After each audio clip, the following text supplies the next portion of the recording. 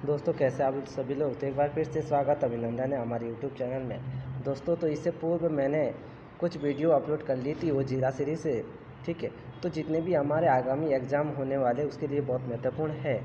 तो इससे पहले मैंने 4 ज़िले अपलोड कर लिए हैं, उसमें से चमोली हो गया, उत्तरकाशी, नैनीताल और उधम सिंह नगर। तो ये 5वां जनपद आज हमारा बागेश्वर है। तो आइए आज बागेश्वर से देखेंगे महत्वपूर्ण 100 MCQs, ठीक है। तो पहला क्वेश्चन देखेंगे, बागेश्वर का गठन किस जनपद से अलग कर किया है, ठीक है।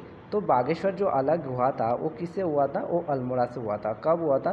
15 सितंबर 1997, ठीक है। ऐसे तो 3 जनपदों का गठन हुआ था। इसके साथ एक चंपावत हो गया हमारा और रुद्रप्रयाग, ठीक है। आगे बढ़ेंगे, बागेश्वर के उत्तरी भाग में स्थित है, ठीक है। जो बागेश्वर का जो उत्तरी भाग है उसमें क्या स्थित है ये बता रहे। तो हमारा ये हो जाएगा हमारा बिलेश्वर, तो हमारा पूरब की ओर है, नीलेश्वर हमारा पश्चिम की ओर है, अगिन तीर्थ हमारा दक्षिण की ओर है, और सूरजकुंड हमारा क्या है, उत्तरी में स्थित है, ठीक है। बागेश्वर के उत्तरी में स्थित है, ठीक है। आगे देखेंगे, बागेश्वर में विधानसभा की कितनी सीटें हैं। तो बागेश्वर में मात्र 3 विधानसभा की सीटें हैं, ठीक है। एक देखेंगे हम कपकोट, और एक खुद ही बागेश्वर है। जो खुद ही बागेश्वर है वो अनुसूचित जनजाति के लिए आरक्षण क्षेत्र है। आगे बढ़ेंगे, बागेश्वर का पौराणिक नाम क्या है। तो ठीक है, बागेश्वर का पौराणिक नाम क्या है, अग्नितीर्थ है, ठीक है। मानसखंड में सरयू नदी को क्या कहा गया है। तो मानसखंड में सरयू नदी को गंगा कहा गया है, ठीक है। और जम्मू की गोमती नदी, ठीक है, अगर गोमती नदी की बात करें तो उसमें यमुना कहा गया है, ठीक है। गोमती नदी को यमुना कहा गया है। आगे बढ़ेंगे, काली नदी को सर्वाधिक जल देने वाली नदी कौन सी है, ठीक है। तो काली नदी को जो सबसे ज़्यादा जल देती है वो कौन सी है, वो हमारी हो जाएगी सरयू नदी। सरयू नदी की अगर हम उद्गम स्थल की बात करें तो सरयूल नामक झंडी से होती है, ठीक है। और सरयू की कौन सी सहायक है, गोमती। और गोमती और सरयू के मध्य कौन सा हमारा, बागेश्वर, ठीक है। बागेश्वर स्थित है। आगे बढ़ेंगे, कुटियांकी एक काली नदी की हो जाएगी, ठीक है। बागेश्वर में गोमती नदी पर पुल कब बनाया गया है, ठीक है। तो 1848 की बात आए तो कौन आती है, बैटर ने बनाया था, ठीक है। और इनका कार्यकाल 1854 तक होता है, और इसके बाद कौन आ जाता है, हमारा हेनरी रैमजे आ जाता है, ठीक है। आगे बढ़ेंगे, कोसानी किस पहाड़ी पर स्थित है, ठीक है। तो कोसानी हमारे पिंगनाथ पर स्थित है, और नीलेश्वर आपको पता है कि पश्चिम की ओर है, और बिलेश्वर हमारा पूरब की ओर स्थित है बागेश्वर में। आगे देखेंगे, महात्मा गांधी ने भगवत गीता पर अपनी प्रसिद्ध भूमिका अनाशक्ति योग कहाँ पर लिखी थी।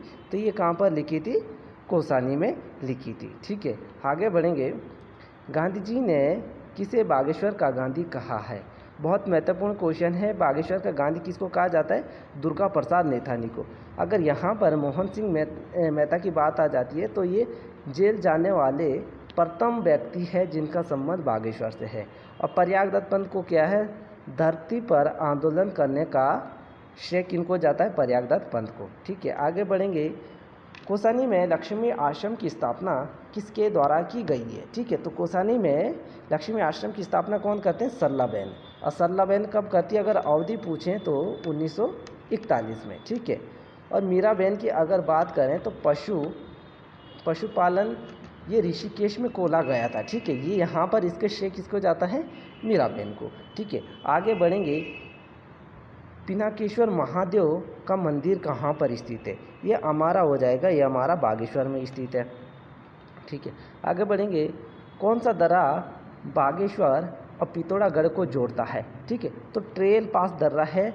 आपको दूसरा जो अगर कमिश्नर देखेंगे, अगर हम कुमाऊं कमिश्नर की बात करें तो दूसरा कमिश्नर कौन था, विलियम ट्रेल, ठीक है।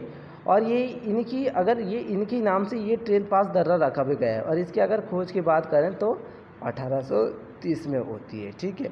और सुंदर डूंगा जो है ना, ये चमोली और इसके बागेश्वर के मध्य, और लासपा दर्रा जो है वो लासपा दर्रे की बात करें तो पिथौरागढ़ और तिब्बत के मध्य है, ठीक है। आगे बढ़ेंगे, निम्नलिखित में से किस जनपद में पिंडारी ग्लेशियर नहीं है? महत्वपूर्ण क्वेश्चन है, ठीक है। पिंडारी ग्लेशियर किस में है? वैसा बागेश्वर, पिथौरागढ़, ठीक है, और उत्तरकाशी में ये नहीं होगा। इसका आंसर उत्तरकाशी होगा, ठीक है। आगे देखेंगे कौन सा ग्लेशियर बागेश्वर में नहीं है, ठीक है। तो देखेंगे सुखराम ग्लेशियर है, कपनी ग्लेशियर है, मैकतौली ग्लेशियर है, पिनोरा ग्लेशियर जो हमारा हो जाएगा ये हमारा कहाँ पर है? पिथौरागढ़ में, ठीक है। आगे बढ़ेंगे पूना पैक्ट के विरोध में उत्तराखंड में सभा का आयोजन कहाँ पर किया गया है? तो ये हमारा कहाँ पर किया गया है? बाग में। बैजनाथ की नदियों के तट पर है, ठीक है। अगर देखेंगे बैजनाथ, तो बैजनाथ जो हमारा है गोमती और सरयू नदी के किनारे है, ठीक है।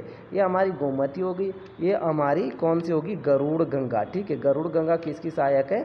गोमती की, ठीक है। और गोमती खुद किसकी सहायक है? ठीक है, गोमती खुद किसकी सहायक है? कोसी नदी, सरयू नदी की, ठीक है। सरयू नदी की गोमती सहायक है। आगे बढ़ेंगे किस कत्यूरी शासक ने राजधानी जोशीमठ से बैजनाथ स्थानांतरित की थी? तो आसंत देव ने की थी, जो कि कत्यूरी का एक शासक था। और अगर इसका कत्यूरी की संस्थापक की बात करें तो संस्थापक कौन था? बसंत देव था। सूर्यदेव भी एक महत्वपूर्ण है और ये महान शासक था जिन्होंने 12 महा अवतार लिया था, ठीक है। आगे देखेंगे किस चंद शासक ने बागेश्वर के बागनाथ मंदिर का जीर्णोद्धार किया था? ठीक है, जीर्णोद्धार कब किया था? 1602 में। और लक्ष्मीचंद ने किया था, ठीक है।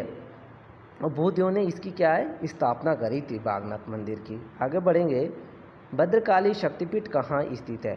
तो भद्रकाली शक्तिपीठ कहाँ स्थित है? ये हमारा हो जाएगा बागेश्वर में।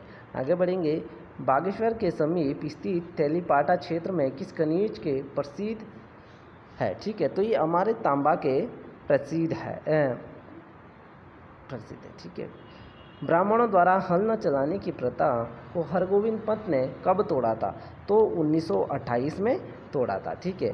आगे बढ़ेंगे सांस बहु खेत नामक कहाँ स्थित है? तो सांस बहु खेत नामक कहाँ पर स्थित है? बागेश्वर में है। और सांस बहु नामक अगर हम भागीरथी और अलकनंदा, ठीक है, अलकनंदा नदी की बात करें तो ये सांस बहु के नाम से दोनों नदियाँ जानी जाती है, ठीक है। अगर खेत की बात आए तो बागेश्वर में। निम्नलिखित में से कौन सा मेला बागेश्वर में लगता है? ठीक है, तो बागेश्वर में लगता है लड़ीदूरा मेला जो है हमारा चंपावत में लगता है। पुष्कर मेला हमारा बागेश्वर में लगता है। मानेश्वर जो ये हमारा मंदिर है, और तिमुड़ा मेला जो हमारा कहाँ पर है? काशीपुर में लगता है, ठीक है, काशीपुर में। आगे बढ़ेंगे कुमाऊं में किस नदी घाटी को धान का कटोरा कहा जाता है? ठीक है, तो कोसी नदी को धान का कटोरा कहा जाता है। कमल जो नदी है ये यमुना की सहायक है, और पुरोला में इसको पुरोला को वरदान कहा जाता है।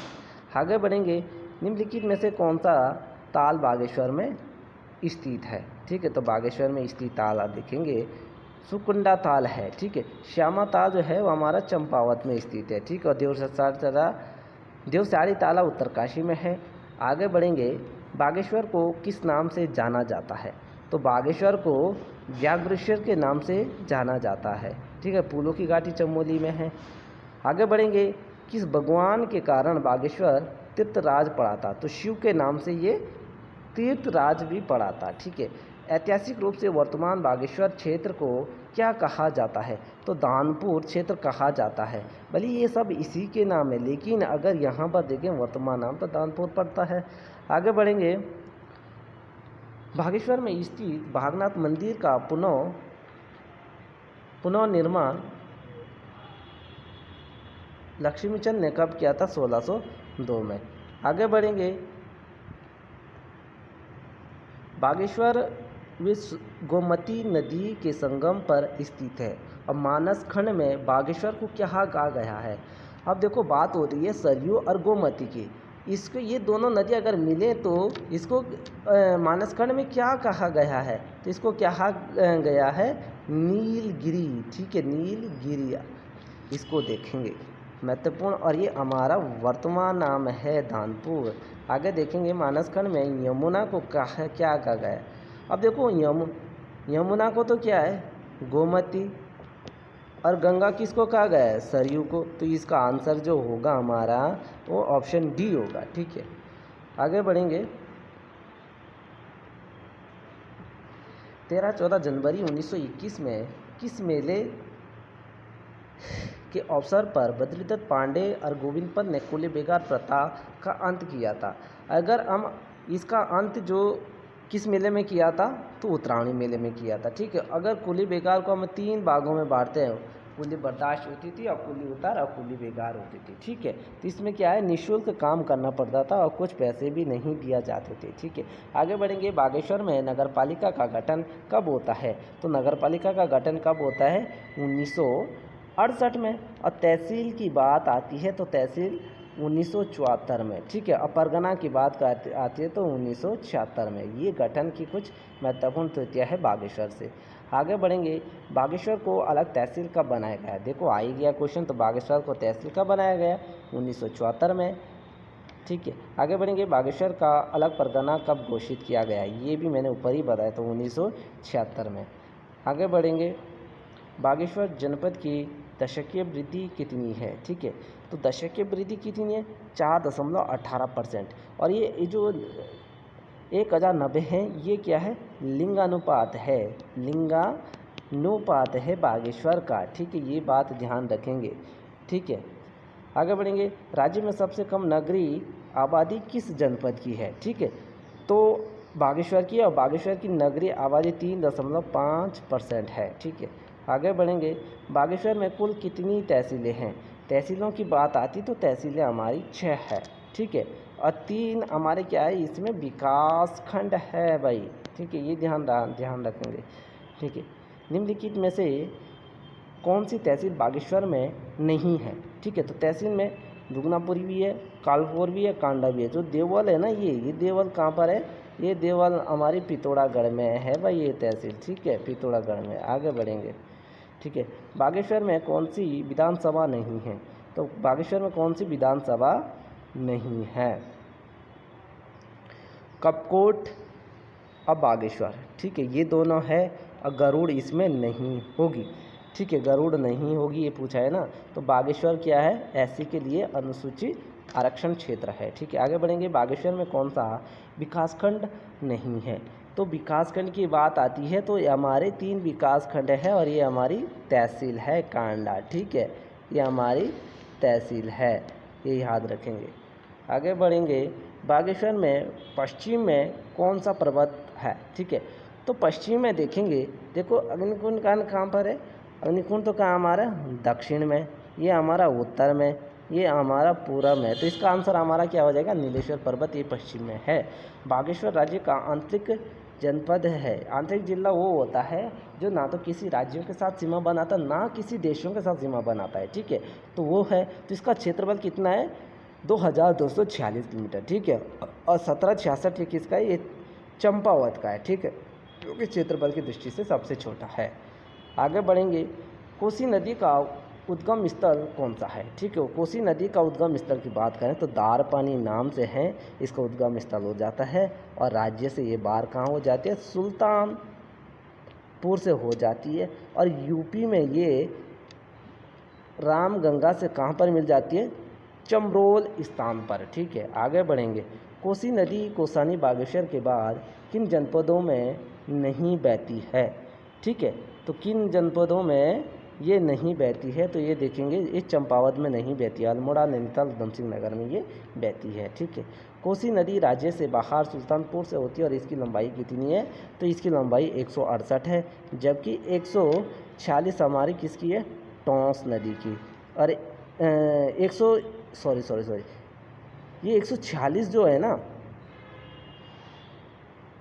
146 हमारी सरयू की हो जाएगी, और 136 हमारी टॉन्स की हो जाएगी, और 105 हमारी अलकनंदा की हो जाएगी। ठीक है, भागीरथी की हो जाएगी। ठीक है, 195 हमारी अलकनंदा की है। आगे बढ़ेंगे। जब कोसी नदी राज्य से बाहर हो जाती है तो उत्तर प्रदेश में रामगंगा से कहाँ मिल जाती है? तो ये मिल जाती है चमरोल नामक स्थान पर। आगे बढ़ेंगे। कुमाऊँ में किस नदी को धान का कटोरा कहा जाता है? तो कुमाऊँ में धान का कटोरा हमारा कोसी नदी को कहा जाता है। आज का जो अंतिम क्वेश्चन है 50वां इसके बाद जो है इसके बाद मैं कल करवा दूंगा, ठीक है।